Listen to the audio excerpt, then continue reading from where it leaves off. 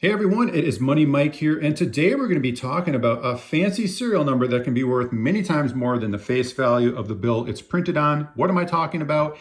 These are called radar serial numbers. Why radar? Well, if you spell radar backwards, it's still pronounced radar. So any words, numbers, symbols, you can pronounce the same way backwards as forward. That's called a palindrome. So these are also referred to as palindrome serial numbers. So if you read it forward, it's read the same way backward. That's what you're looking out for here. So you might not even be aware that certain serial numbers can be valuable. That means you wouldn't be looking out for these in the first place. So it's entirely possible that right now they could be hiding somewhere in plain sight around your house, in your car, wallet, or purse. So you might want to go check.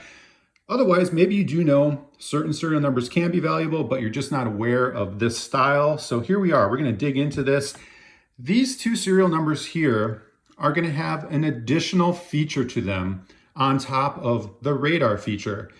That is that they are a trinary. So for those of you that don't know, a trinary means that the serial number is made up of only 3 unique digits. So the fact it's a trinary plus it's a radar, that could give it more value potentially. Now, for example, if these 4s were 1s, that means this would be 4 digits. It would no longer be a trinary serial number. That would be more of a basic style radar. And those might potentially be a little less valuable than the 2 examples I'm showing you here. Now, these examples are in no way an exhaustive list of the different things that can occur to the serial numbers that might add additional features to the radar note and potentially give it more value. These are just the examples I have here. Additionally, there are other styles of radar that can occur which are more valuable, more rare. I'm not going to cover those in this video, but they're called the super radar and the radar repeater. If you're interested in those videos, check out the description. Depending upon when you watch this video, I may have links for those videos. If not, just be sure to check back in the future, and when they're available, I'll be sure to link it. Now, moving on, what drives the value of these things? Well, it's going to be the rarity. In terms of the rarity, I've got a chart pulled up here from coincommunity.com forum. They're talking about radars occurring, 9,600 of them within a run of 96 million notes. That makes those odds 1 out of every 10,000 notes printed is going to be a radar. Why are they figuring it on 96 million notes? That's simply a block. A block is referenced by the letter on the end of the serial number. It starts with block A with serial number 1, and then 96 million are printed. Then it goes to block B, and then serial number 1 with 96 million more printed, then to block C, so on and so forth. So that's what they're referencing there.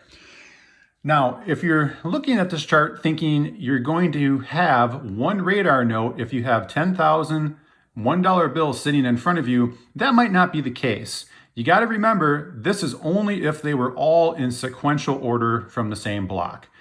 The thing is, once they get distributed throughout the country and world, they can easily get lost, destroyed, taken out of circulation by collectors. So it's really randomized on the chance of probability of coming across this. So this is not exactly going to just automatically equal 1 out of every 10,000 bills you have in front of you. You may have 0 radar notes if you've got 10,000 bills sitting in front of you, or maybe you'll have several. It's just very randomized. Now, keeping that in mind, the thing is, what matters is that they're rare, all right? In terms of rarity, that's what's driving the value. In terms of value, I've got some eBay sales pulled up, and I'm gonna start with the highest sales first. Here we can see $49 for one of these radar notes. I know that serial number is a little bit hard to see, but this is a bill from 1974, uncirculated. We're going to scroll down just a tiny bit here. Here's another one, another uncirculated. It's a graded note that sold for $40, and then there's going to be one next to it. It's not uncirculated. It just says it was in great condition, but that one sold for just under $35. Okay, I'm skipping past anything that says best offer. We don't know what the offer was. I'm not going to speculate. I just want hard numbers to show for reference. And then also I'm skipping past listings that are actually not the radar note.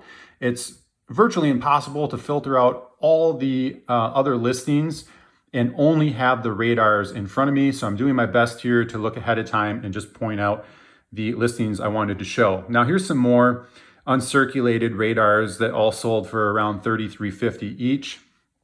And scrolling down just a bit more, we come across another one for just over $20. Now I've got another tab here pulled up that I've filtered from lowest to highest prices. And here's our lowest one that I could find, a hard number, $9.99. So $10 for a $1 bill, that's still not bad.